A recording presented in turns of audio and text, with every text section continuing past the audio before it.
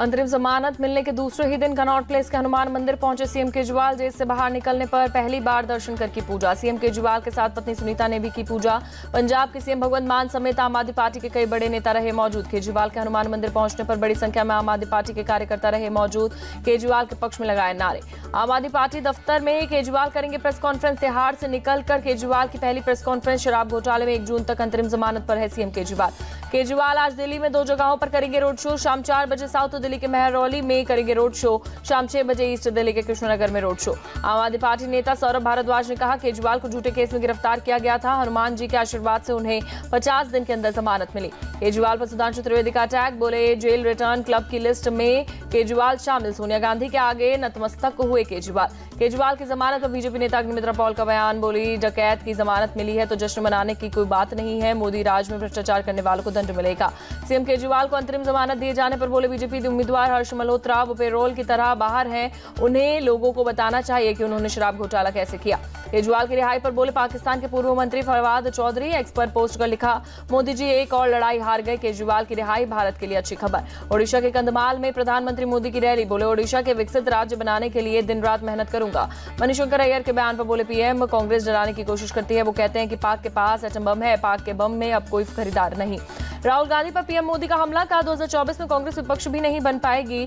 शहजादे अभी भी पुराने स्क्रिप्ट पढ़ रहे हैं। पीएम मोदी ने ओडिशा की रैली में एक बार फिर से 400 पार का लगाया नारा। कहा 4 जून को एनडीए 400 के पार। कांग्रेस को 10% सीटें भी नहीं मिलेगी। ओडिशा के कंधमाल में रैली के दौरान पीएम मोदी ने पद्मश्री पुरस्कार विजेता पूर्णमासी जानी को सम्मानित किया। पैर छूकर आशीर्वाद भी लिया। एमपी सीएम मोहन यादव ने उज्जैन में किया चुनाव प्रचार। डोर टू डोर कैंपेन कर जनता से मांगे वोट। उज्जैन में प्रचार के दौरान सीएम मोहन ने सिख समुदाय के लोगों से की मुलाकात। वोट देने की अपील की। हमीरपुर में कन्या पूजन के साथ अनुराग ठाकुर ने की प्रचार की शुरुआत। कहा 5वीं बार क्षेत्र के लोगों से आशीर्वाद लेने आया। हमीरपुर में केंद्रीय मंत्री अनुराग ठाकुर का रोड शो। नामांकन से पहले अनुराग ठाकुर ने निकाला रोड शो। बड़ी संख्या में शामिल हुए लोग। हमीरपुर से बीजेपी प्रत्याशी अनुराग ठाकुर ने हमीरपुर में श्री अव्वा देवी मंदिर में की पूजा अर्चना। कहा मुझे जिले के लोगों से बहुत आशीर्वाद मिला। अनुराग ठाकुर के पिता और हिमाचल प्रदेश के पूर्व सीएम प्रेम कुमार धूमल लोग उन पर भरोसा करते हैं और उनके काम से खुश हैं। कन्हैया कुमार पर केंद्रीय मंत्री गिरिराज सिंह ने बोला हमला। कहा उनका वही हाल होगा जो कम्युनिस्ट से लड़ रहे बेगूसराय में हुआ। उत्तर पूर्वी दिल्ली में कांग्रेस उम्मीदवार है कन्हैया। गिरिराज सिंह बोले कम्युनिस्टों के पास अपनी ताकत नहीं है। केवल मुसलमान ही उनकी ताकत है। क्या देश पाकिस्तान के इशारों पर चलेगा। मणिशंकर अय्यर के पाक परमाणु वाले बयान पर आचार्य प्रमोद कृष्ण का जवाब। कहा भारत किसी के बाप का नहीं डरता। पंचकुला में हरियाणा के मुख्यमंत्री नायब सिंह सैनी हर बूथ हर घर अभियान चलाया। सरकार के अल्पमत होने के मुद्दे पर बोले सीएम सैनी लोगों को गुमराह करने का काम करते हैं कांग्रेस के नेता। कांग्रेस पर लोगों का विश्वास नहीं रहा।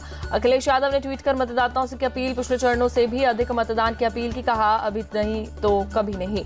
जिंद में विपक्ष के नेता भूपेंद्र सिंह हुड्डा ने सुबह लोगों से की मुलाकात। पार्क में सैर के दौरान भी चुनाव प्रचार। उद्धव ठाकरे ने पीएम पर साधा निशाना। बोले 4 जून तक पीएम मोदी का नाटक चलेगा। उसके बाद उन्हें पीएम नरेंद्र मोदी नहीं सिर्फ नरेंद्र मोदी के नाम से जाना जाएगा। बीजेपी सांसद दिलीप घोष का बयान। बोले बंगाल पुलिस टीएमसी की चमचागिरी कर रही है। पुलिस की नाक के नीचे संदेश खाली में महिलाओं के साथ गलत व्यवहार हुआ। तेलंगाना के सीएम रेवंत रेड्डी ने सर्जिकल स्ट्राइक पर उठाए सवाल। कहा अगर वास्तव में सर्जिकल स्ट्राइक हुई तो तारीख बताएं। राज्यसभा के उपसभापति हरवंश सिंह का बयान। बोले देश में मजबूत स्थिर और निर्णायक सरकार जरूरी।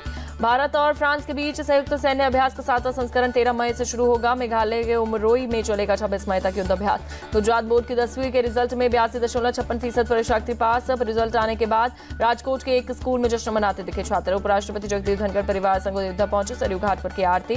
बिहार के राज्यपाल भी राजेंद्र विश्वनाथ आलरेकर अयोध्या पहुंचे। सरयू घाट पर की आरती। आंध्र प्रदेश के तिरुमला में बीजेपी जेपी नड्डा तिरुपति बालाजी मंदिर में किए दर्शन।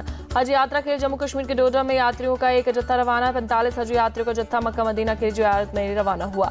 डोडा के डिप्टी कमिश्नर हरविंदर सिंह ने कहा 45 हज यात्रियों का जत्था श्रीनगर से हुआ रवाना। यात्रियों का मेडिकल चेकअप और अनिवार्य टीकाकरण किया गया। ब्रह्मपुत्र नदी के जलस्तर में बढ़ोतरी से डिब्रूगढ़ के कई इलाकों में मिट्टी का कटाव। मौके पर राहत कार्य चल रहा है।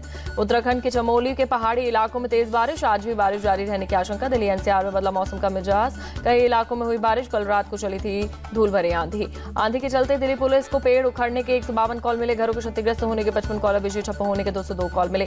दिल्ली में पेड़ गिरने की वजह से घटना में 2 लोगों की मौत, 6 घायल। घरों के क्षतिग्रस्त होने की घटना में 17 लोग घायल। यूपी के सीतापुर में एक ही परिवार के 5 लोगों की हत्या। युवक ने की मां, पत्नी और 3 बच्चों की हत्या, फिर खुद को मारी गोली। सीतापुर के एसएसपी चक्रेश मिश्रा ने दी जानकारी। फिलिस्तीन को संयुक्त राष्ट्र का सदस्य बनाने के यूएन के प्रस्ताव में भारत ने किया समर्थन, फिलिस्तीन के पक्ष में दिया वोट।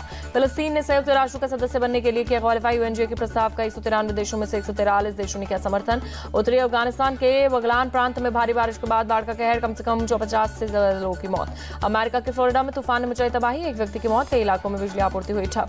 आईपीएल में आज कोलकाता नाइट राइडर्स और मुंबई इंडियंस के बीच टक्कर, ईडन गार्डन्स में शाम 7:30 बजे से मुकाबला।